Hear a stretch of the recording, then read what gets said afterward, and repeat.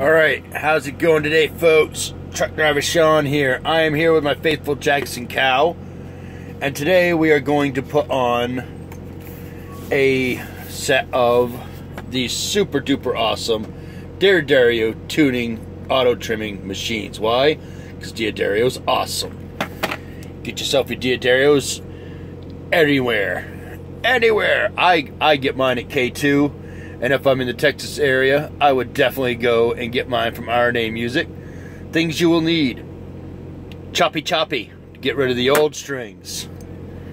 Wrenchy wrenchy to take off the things there. I love the Ibanez tool. It's from the premium line. I stole it out of a case of a guitar I was going to buy, but decided not to, but kept the tool because Ibanez has a bunch of tools. Alright, so you get your little screwdriver. And a little grippy deal that has a chopper on it also, but I prefer using the choppers because they're sharper. And your favorite set of D'Addario strings. Mine, thanks to Ryan from RNA Music in Texas, is the 9 to 46. This is a great idea. I'm glad he pointed me towards those. Alright, so the first thing you want to do is chop your strings. Now, I'm going to try the pause feature on this so I can put the phone down to do my work. Alright, I'm going to hit pause. I shall be back after I choppy. Later. Alright, now that we're back, as you can see, there's no stringy. And you can see the guitar is pretty nasty looking just from the headstock. See all the goopy gooey on it? So you should always take a moment to... Whoop, went too far. See all that lovely stuff from taking the strings off? Yeah, I picked pretty hard, so I knock nickel off all my strings. But you should clean your guitar up. That should be step 2. Take off the strings, clean your guitar. Or you can put the tuning heads on and then clean your guitar afterwards. That's what I choose to do, because doing it twice, well, it's just wrong. Next step, we're going to take the tuning heads off, which is pretty simple. You got a little nut at the top here. You got some screws there. Alright? So, we're going to do that. I'll be back.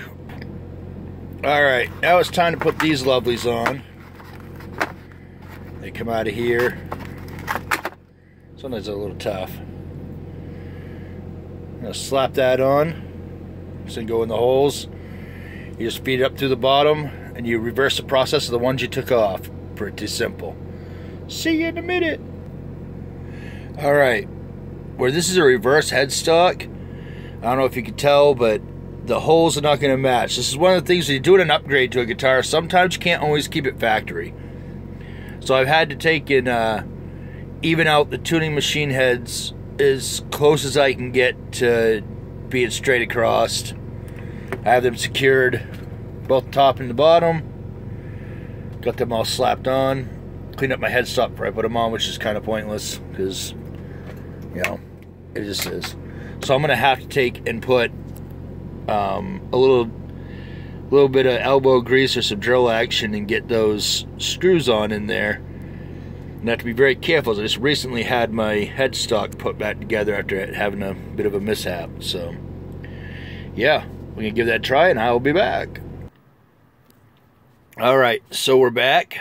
As you can see, I got the screws in there. I used a small tap because the wood's very soft on this guitar.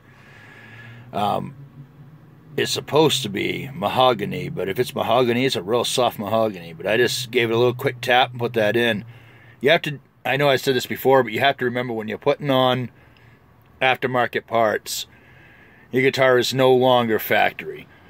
So as soon as you start putting stuff on it, the value technically goes down. And like, this is a rare guitar, but I love it. And I don't plan on ever getting rid of it, so I upgraded it. I like the D'Addario tuners. On the front, I did pretty good. Yeah. Got these all put on all the way up through. Now, all there is to do is to string the guitar. I'll give it a string and see if I can figure out how to one-handedly do this so I can show you how it snaps the things off. Alright, I'll be back. Oh, and as a little side note, D'Addario gives you a sticker every time you get a string. Look at this. They even go through and do something that no one else does. They put a serial number, so if you have a problem, they can track what happened when it happened. That's very cool. One thing I'd say to D'Addario, and I love D'Addario, this is not a stab at D'Addario. I make stickers for my page, The Riff of the Day. I know what it costs to make these. I would rather you keep that and take 50 cents off these price of strings. These are expensive. The NYXLs are expensive. They're great. I'd rather save the 50 cents. Side note. Be right back. Alright, as you can see, I only have 4 strings that survived this. And unfortunately, I don't have another set of strings with me. I am very glad I did this on a reverse headstock, because now I can tell you something that if someone hasn't done it on a reverse headstock, probably can't tell you. You can't wind your strings normally. You have to do them reversed. I forgot on this one. I just went and did it by nature, but you have to back them off in reverse and snap them and then do them forward. And then, in thinking about it a little bit more, I would have been smarter to underwrap them, which means you just kind of have to do everything in reverse that you'd normally do because it's a reverse headstock, so I guess it would make sense. But yeah, here's to my epic failure number 1. I mean,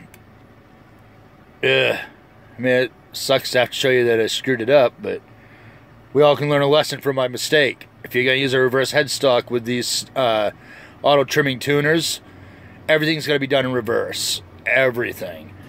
So, yeah, that's it. Still a good product. I ain't going to say anything bad about it. I have them on all of my guitars, so this is the only one with reverse headstock.